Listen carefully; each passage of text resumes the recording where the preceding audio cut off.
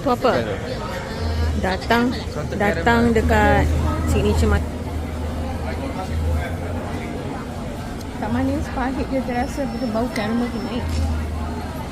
And this one, itik. Pak. Tu roasted smoke Allah. duck breast. Simpan. Dia buat masa lemak. Dengan ni. Mango chia pudding. Jalan ni macam mana? Tu macam tu. Nampak ada mango. Lepas tu ada puding dengan chia seed. Alamak, tu dia. Cia. Nah tu. Dah balik ke? Balik dah ke? Balik Okey. Makan ni? Makan tak? Bro?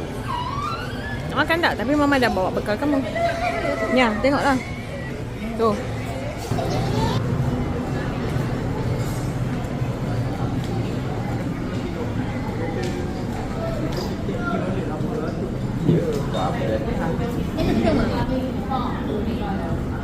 Oi, bro. Sedapnya. Makan itik tu. Sedap. Apa tu? Sedap ke tak? Sedap ke tak sedap? Oh, kita makan dengan itik. Ni apa? Mama green tea. Ni apa? Teh. Yang ni apa? Thank you. Oh my god. Tengok dulu.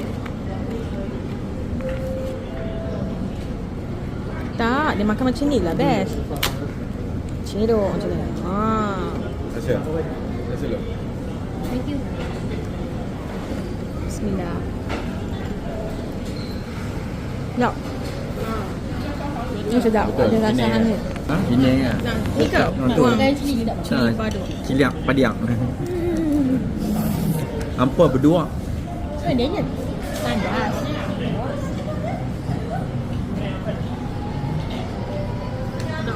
Kan? Ha?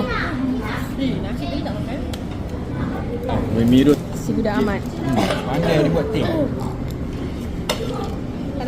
Masih Mat? Kosong tak ada gula. Dah rasa dia dah. Tapi saya suka Earl Grey lagi.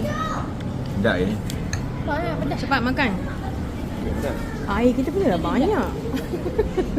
Ini pedas. Opposite je dekat kedai Daniel.